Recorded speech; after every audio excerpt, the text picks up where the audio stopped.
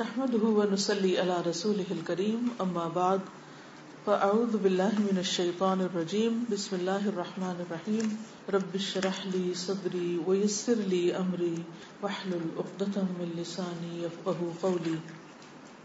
انشاءاللہ تعالی آج ہم حدیث نمبر 74 یعنی 74 پڑھیں گے. سب سے پہلے عربی عبارت.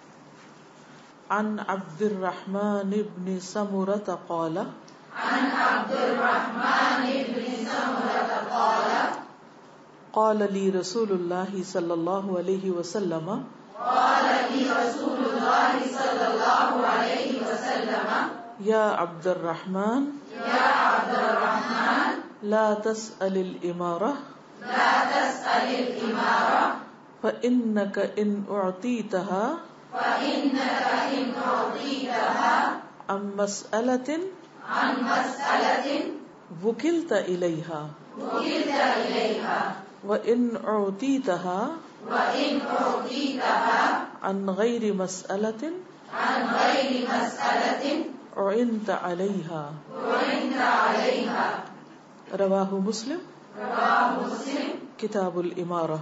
کتاب الامارہ. سیدنا عبد الرحمن بن سمرہ رضی اللہ عنہ سے روایت ہے کہ مجھ سے رسول اللہ صلی اللہ علیہ وسلم نے فرمایا اے عبد الرحمن تم حکومت کے کسی منصب کا سوال نہ کرنا، اس لیے کہ یہ منصب اگر تجھے بغیر سوال کیے مل گیا تو اس پر تیری مدد ہوگی، اور اگر یہ تجھے سوال کرنے سے ملے گا تو پھر یہ تیرے سپرد کر دیا جائے گا یا تم اس کے سپرد کر دیے جاؤ گے. لفظی ترجمہ. ان عبد الرحمن ابن سمرہ، عبد الرحمن بن سمرہ سے روایت ہے. قال کہا، قال لی رسول اللہ صلی اللہ علیہ وسلم، مجھ سے رسول اللہ صلی اللہ علیہ وسلم نے فرمایا یا عبد الرحمن اے عبد الرحمن لا تسأل نہ تم سوال کرنا نہ مانگنا الامارۃ امارت حکومت کا منصب عہدہ فإنک پس بے شک تم ان اگر اعطیتہا تم دیے گئے اس کو یعنی امارت کو ان مسئلۃ مانگ کر سوال کر کے وکلتا تو تم حوالے کر دیے جاؤ گے الیہا اس کی طرف. وَإِنْ أُعْطِيتَهَا اور اگر تم دیے گئے اس کو ان غیر مسئلۃ بغیر مانگے وَإِنْتَ عَلَيْهَا تو مدد دیے جاؤ گے اس پر. ترجمہ الٹ ہو گیا ہے، یہ جو اردو عبارت ہے اس کو درست کر لیجئے. ٹھیک ہے، پہلے مقام پر ہونا چاہیے کہ اگر تم نے مانگ کے عمارت لی تو تمہیں اس کے سپرد کر دیا جائے گا، اور اگر بن مانگے ملی تو تمہاری مدد کی جائے گی. ٹھیک. حدیث کی وضاحت. عبد الرحمن بن سمرہ صحابی ہیں، رسول اللہ صلی اللہ علیہ وسلم ان کو ایک نصیحت کر رہے ہیں، اور وہ کیا ہے کہ لا تسأل الامارہ امارت کا سوال نہ کرنا. یہاں پر لفظ یہ امارہ ہے، امارت نہیں ہے، امیر ہونا نہیں ہے یعنی مالدار ہونا نہیں، بلکہ عہدے دار ہونا، حکومت طلب کرنا،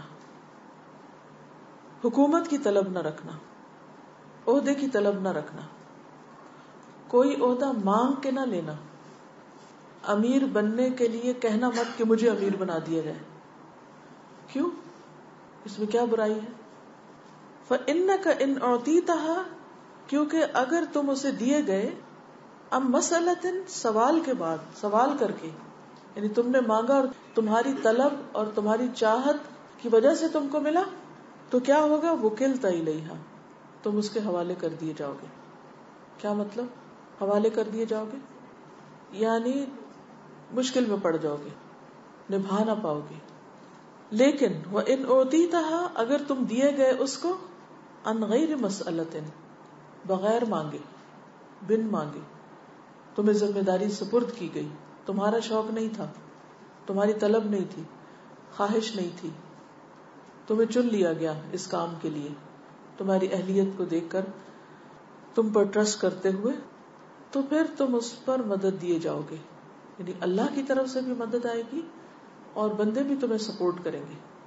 اب دو صورتیں ہوتی ہیں. ایک یہ ہے کہ انسان عہدے کے لیے خود بھاگ دوڑ کرتا ہے، کسی الیکشن میں کھڑے ہوتا ہے، پھر وہ لوگوں سے ووٹ مانگتا ہے، اور پھر وہ لوگوں کے پیچھے جاتا ہے، لوگوں کو خوش کرنے کے لیے ہر طرح کے کام کرتا ہے تاکہ لوگ اس کو امیر بنا لے اپنا. اس کا نتیجہ کیا ہوتا ہے کہ لوگ اس کو اپنے ہاتھ میں لے لیتے ہیں، وہ لوگوں کے ہاتھ میں کھلونا بن جاتا ہے، کیونکہ اس نے لوگوں سے مانگا تھا، اب لوگ اس سے طرح طرح کے مطالبے کر رہے ہیں. اس کے نتیجے میں وہ عدل و انصاف نہیں کر سکتا، کیونکہ اس کو پتا ہے کہ اگر میں نے لوگوں کی بات نہ مانی تو لوگ کیا کریں گے، مجھے ڈسکارڈ کر دیں گے، مجھے اپنا امیر نہیں بنائیں گے، مجھے ہٹا دیں گے. تو اس لیے وہ ان کو خوش کرنے کے لیے ہر طرح کے غلط سلط کام کرے گا اور انہی کے حوالے کر دیا جائے گا، یعنی اس کی باغ ڈور لوگوں کے ہاتھ میں آ جائے گی. لیکن اگر لوگ خود ڈیسائیڈ کریں، مل جل کر فیصلہ کریں اور اپنے کاموں کی ذمہ داری اس کے سپرد کریں کہ تم ہم میں بہتر ہو اور تم ہمارے امیر بن جاؤ، یا پھر کوئی اور اس کا نام سلیکٹ کر دے کہ فلاں کو امیر بنا دیا جائے اور اس کی اپنی چاہت نہ ہو بننے والے کی، تو اب کیا ہوگا کہ جو اس کو بنائیں گے وہ اس کو سپورٹ بھی کریں گے کہ ہم نے یہ کام اس کو دیا ہے کہ تم ہمارے لیے کرو. اور اس طریقے پر اس کو بندوں کی طرف سے بھی سپورٹ ملے گی اور اسی طرح ایسے شخص کو غیبی مدد بھی ملتی ہے، یعنی اللہ کی طرف سے بھی مدد ملتی ہے. عام طور پر ہوتا کیا ہے، لوگوں کو امیر بننے کا، لیڈر بننے کا، بڑا بننے کا، عہدہ حاصل کرنے کا اور کوئی بھی کام خود سے ہی اس کو اپنے ہاتھ میں لے لینے کا بہت شوق ہوتا ہے. یہ انسان کی ایک ویکنس ہے، اس کو حب جاہ کہا جاتا ہے.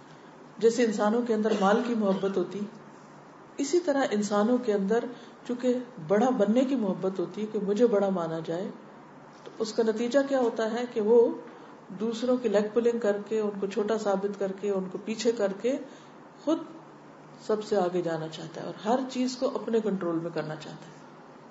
یہ ایک فتنہ ہے، یہ ایک بہت بڑا امتحان ہے، بہت بڑی آزمائش ہے. اس کا نقصان کیا ہوتا ہے کہ انسان پھر سارا وقت اس کا فوکس یہ ہوتا ہے کہ کس طرح اپنے عہدے کو بچائے، کس طریقے پر وہ لوگوں کو کنٹرول کرے. سارا وقت یہی تانے بانے بنتا رہتا ہے، جس کے بارے میں عام طور پر پھر یہ آتا ہے کہ جی آرگنائزیشنز کے اندر یا حکومتوں کے اندر یا کہیں بھی جب چار لوگ اکٹھے ہوتے ہیں جی ان میں بڑی پالیٹکس ہے. وہ دراصل پالیٹکس ہوتی کس چیز کی کہ ہر کوئی کھینچ رہا ہوتا اپنی طرف کہ مجھے بڑا مانا جائے. وہ عوام کا خادم ہونے کی بجائے کس چیز کا شکار ہو جاتا ہے، اپنی نفس کا خادم بن جاتا ہے. پھر وہ کام کرتا ہے چاہے وہ عوام کے فائدے میں ہو یا نہ، دین کے فائدے میں ہو یا نہ، لیکن وہ اس کی حکومت یا اس کے عہدے یا اس کے منصب کو سپورٹ کرنے والے ہیں. اور پھر اس وجہ سے اور بہت سی خرابیاں پیدا ہوتی ہیں. اس لیے اسلام میں عہدے کی طلب، عہدے کی خواہش اور عہدے کی وجہ سے فخر کرنا یہ ناپسندیدہ امر ہے. کیا سمجھ میں آیا؟ اس طریقے سے بھی تو ہو سکتا ہے کہ انسان کا مقصد یہ نہیں ہو کہ میں کنٹرول کروں، میں لیڈرشپ کروں. اس کا مقصد یہ ہو کہ اس کو دکھائی دے رہا ہے کہ عوام بگاڑ کی طرف جا رہی ہے. میں اگر کچھ بھی ہو اگر وہ نصیحت کے ذریعے کر سکتا ہے، خیر خواہی کر سکتا ہے، وہ کسی بھی طرح لوگوں کی مدد کر سکتا ہے، اور اگر اس کے اندر ایسی کوالٹیز ہوں گی تو لوگ خود ہی اس کو آگے لے آئیں گے کہ نہیں آپ ہماری مدد کریں، ہمیں آپ کی ضرورت ہے. کیونکہ اس کے اندر اللہ نے ایک لیڈرشپ کوالٹی رکھی ہے. تو جب وہ لوگوں کی مدد کرنے لگے گا تو لوگ اس کی طرف خود ہی بڑھیں گے. لیکن یہ جو خواہش ہے اور عہدہ مانگنا ہے، یہ بہرحال فار شور اسلام میں ناپسندیدہ ہے، اس میں تو کوئی ڈاؤٹ ہے ہی نہیں. ہاں اگر وہ عہدہ کسی خاص اسکل سے متعلق ہے، مثلا آپ آئی ٹی میں ہیں، آپ اپنا سی وی دے دیتے ہیں کہ میں اپنی خدمات پیش کروں، میرے پاس یہ اسکل ہے، جیسے یوسف علیہ السلام نے اپنی اسکلز بتا دی تھی. اس صورت میں اگر وہ چاہیں تو آپ کو رکھ لیں. اب کیا ہوتا ہے جب آپ دیتے ہیں اپنے سی وی تو یہ تو نہیں ہوتا کہ وہ ضرور آپ کو رکھ لیتے ہیں. اگر وہ مناسب سمجھتے ہیں تو وہ آپ کو رکھتے ہیں نا، اور اگر وہ مناسب نہیں سمجھتے تو آپ کو نہیں لیتے. اور وہ بھی ایک سروس دینا ہوتی ہے، نہ کہ کسی حکومت کا سربراہ بننا ہوتا ہے. یہاں خاص طور پر کسی حکومت کی سربراہی مراد ہے امارت سے، لیکن اس کے علاوہ جہاں کہیں بھی لوگ اکٹھے ہوں اور ان پر کسی کو ذمہ دار بنایا جا رہا ہو، وہ پھر نچلے درجے پر وہ چیزیں بھی آ جاتی. ٹھیک ہے نا؟ یعنی جیسے گھر کے یونٹ میں کون امیر ہوتا ہے؟ شوہر ہوتا ہے، وائف اس کی مددگار ہوتی. اسی طرح کسی بھی آرگنائزیشن میں دیکھیں، کسی اسکول میں، کسی کالج میں، کسی کارپوریٹ میں، کہیں پر بھی آخر کسی نہ کسی کو تو ڈرائیور سیٹ پر بیٹھنا ہی ہے، تبھی وہ سارے کراؤڈ کو ساتھ لے کے چلے گا. کوئی شپرڈ ہوگا تو ساری شیپس کو لے کے جایا جائے گا. لیکن انسان اس کی خواہش نہ رکھے. اس کا ایک فائدہ یہ ہوگا کہ جب کسی اور کو بنایا جائے گا تو وہ اس کو ایکسپٹ کر لے گا.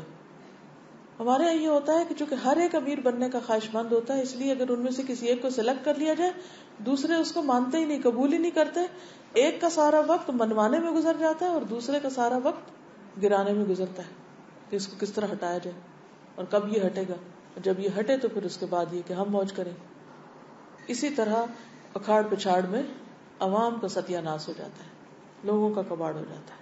جی ہمارے یہاں جو ڈیموکریٹک پروسیس ہے کہ جو الیکشن کیا جاتا ہے اس میں عام جو پبلک ہے وہ اپنی رائے کے اظہار کے ذریعے مطلب جو نامینیٹ کینڈیڈیٹ ہوتا ہے وہ مانگتا جی. ہے. اب یہ ہے کہ کینڈیڈیٹ جو ہے وہ خود نہیں مانگے نا.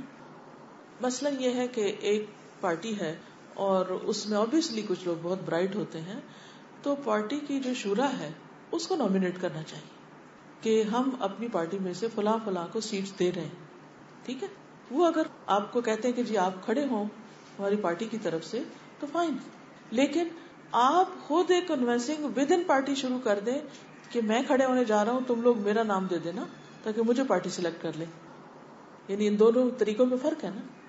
ایک یہ کہ پارٹی کی جو بھی مرکزی کمیٹی ہے اس کو پتا ہے کہ کون کون لوگ اس کی پارٹی میں کس جگہ سے کیا کر سکتے ہیں، کس قابل ہیں بھی کہ نہیں.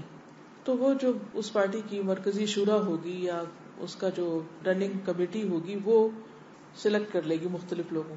اب جب وہ سلیکٹ ہو گئے تو پھر وہ پارٹی کی نمائندے کی حیثیت سے لوگوں کے پاس جائے گا کہ ہاں میں ہوں جو اس جگہ پر مجھے پارٹی نے نامینیٹ کیا. That is different.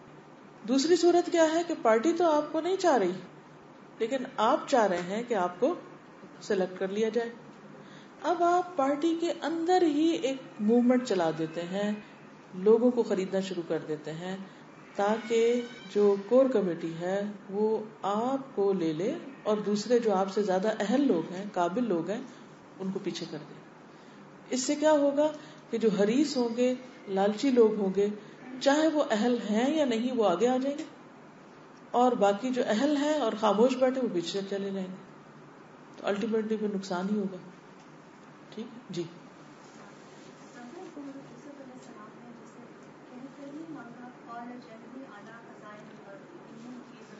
جی کیونکہ کوئی اور تھا ہی نہیں وہاں. نہیں مانگا اس طرح نہیں.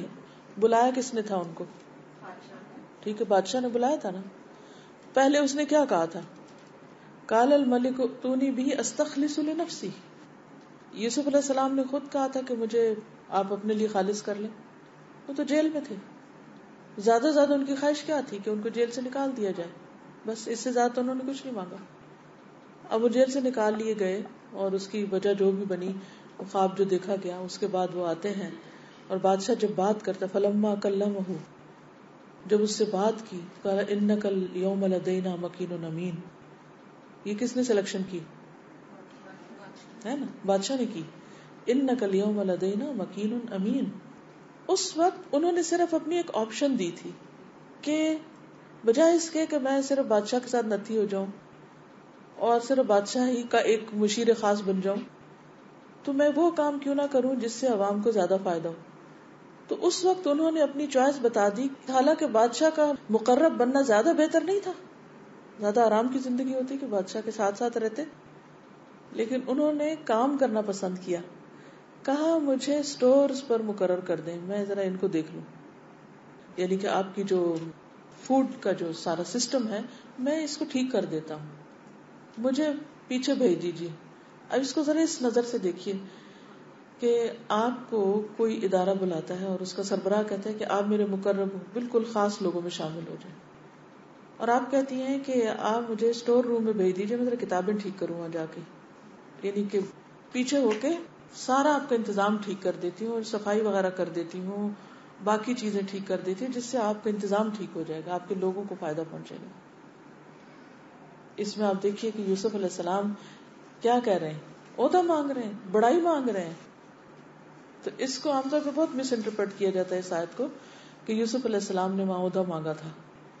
دراصل جب بادشاہ نے آفر کی اور انہوں نے دیکھا کہ خواب کی وجہ سے قوم پہ آفت آنے والی ہے، تو سب اللہ کی طرف سے دکھا دیا گیا. یہ خواب یوسف علیہ السلام کو بھی آ سکتا تھا، لیکن اللہ نے یوسف علیہ السلام کو نہیں دکھائی کہ اس کے دیکھنے کا فائدہ نہ ہوتا. وہ اس شخص کو دکھائی کہ جس کے ہاتھ میں اختیار تھا اور وہ کچھ چینج بھی لا سکتا تھا، اور یوسف علیہ السلام کو ایک ذریعہ بنا دیا. جب یوسف علیہ السلام نے وہ کام شروع کیا تو وہ اتنا زیادہ ان کو اپریشیٹ کیا کہ بادشاہ نے اپنے بعد ساری اتھارٹی ان کو دے دی کہ آپ جو چاہیں کریں.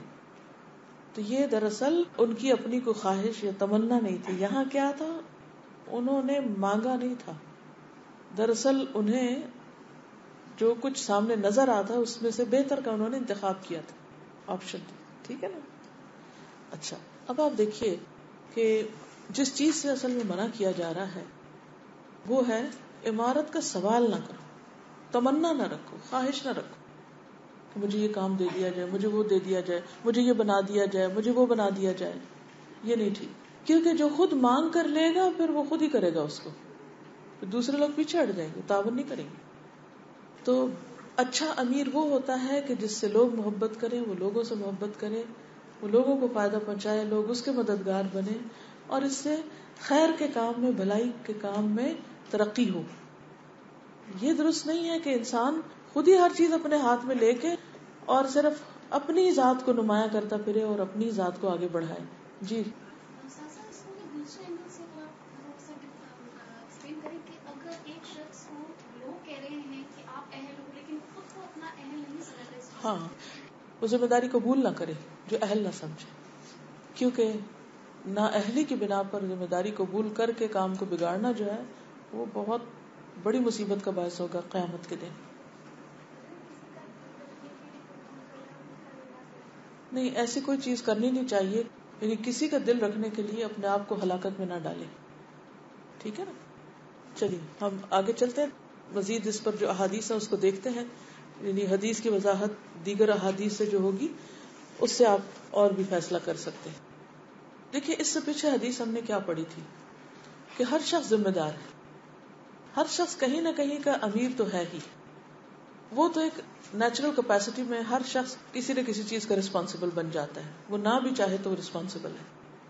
اور ایک ہوتا ہے ایکسٹرا ایڈیڈ رسپانسبلٹی جو انسان خود لیتا ہے یا لوگ اس پہ ڈال دیتے ہیں. تو یہاں اس دوسری چیز کی بات کی جا رہی ہے. لیکن بات یہ ہے کہ کہیں کی بھی جو عمارت ہے یا ذمہ داری ہے اس کی حقیقت کیا ہے. دیکھنے میں وہ بڑی خوش نما لگتی جب انسان دیکھتا ہے کسی بڑے کا رتبہ اور مقام اور اس کی پاپولیرٹی اور اس کا نام، name and fame and all these thing, تو انسان کہتا ہے کہ کتنے خوش قسمت لوگ ہیں اور ہم کتنے بدقسمت ہیں، ہمیں کوئی جانتا ہی نہیں. یہ بہت بڑا نفس کا دھوکہ ہے. کسی کی شہرت اس کی کامیابی کی دلیل نہیں ہے. اصل کامیاب وہ ہے، قرآن مجید میں کامیابی کا سکسیس کرائٹیریا کیا بتایا گیا؟ من زحزح عن النار وادخل الجنۃ فقد فاز.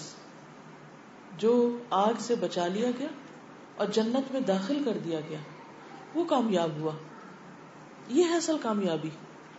اور اگر کوئی چیز انسان کو آخرت کے عذاب سے نہیں بچانے والی تو زمانے بھر کی دولت بھی اس کے قدموں میں لا کے رکھ دی جائے تو وہ نقصان میں ہے، خسارے میں ہے. عوف بن مالک سے روایت ہے کہ نبی صلی اللہ علیہ وسلم نے فرمایا، اگر تم چاہتے ہو تو میں تم پر عمارت کی حقیقت واضح کر دیتا ہوں کہ یہ ہے کیا. سب سے پہلے یہ ملامت ہوتی ہے.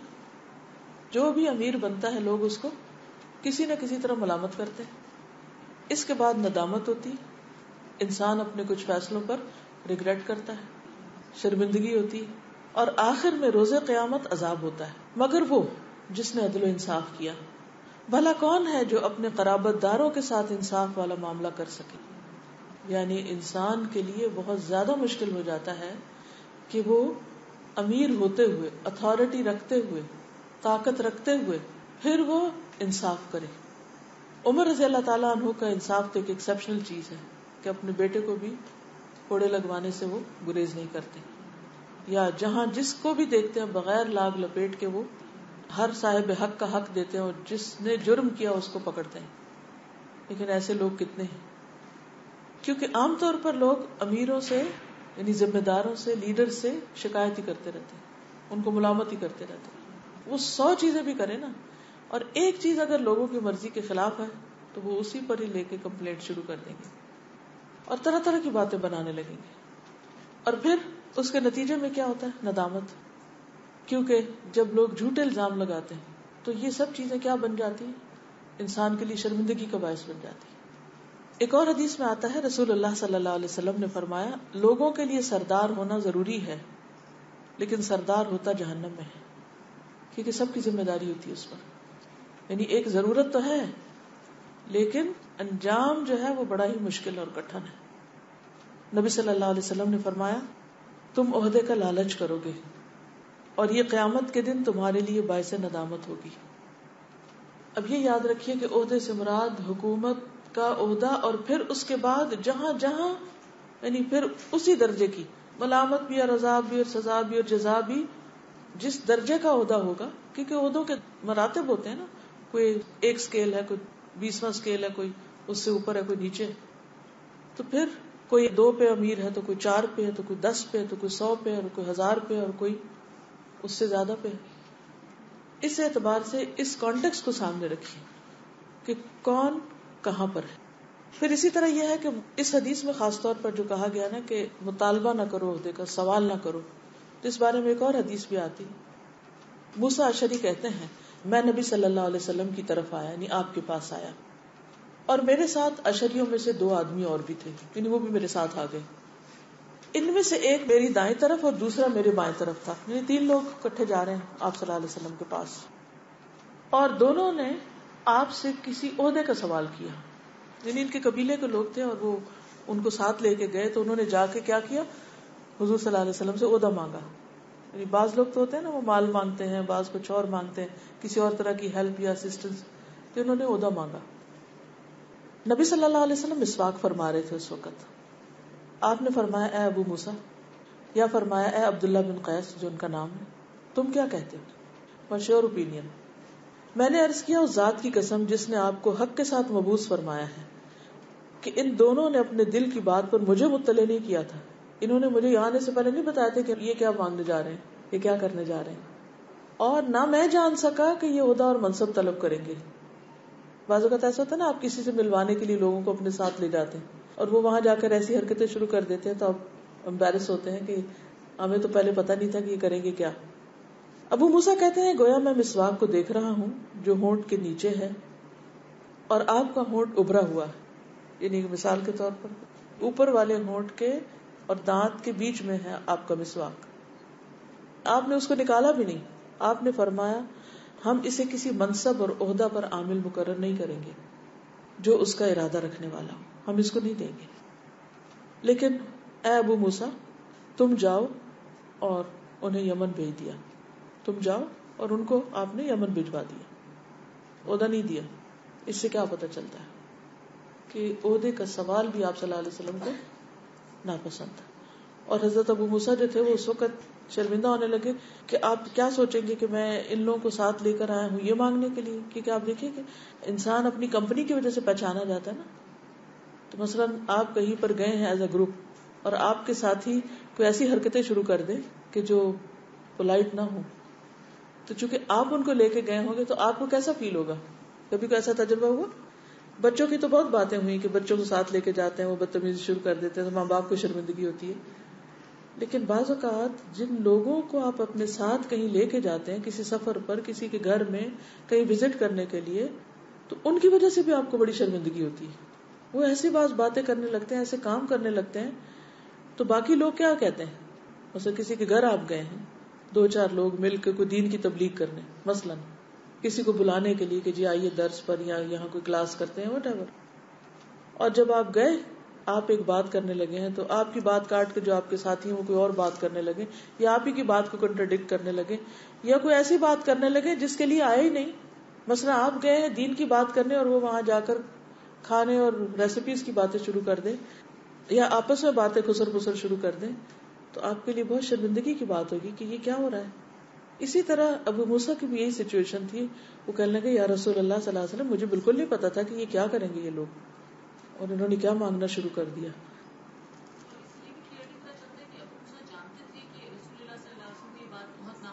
جی ہاں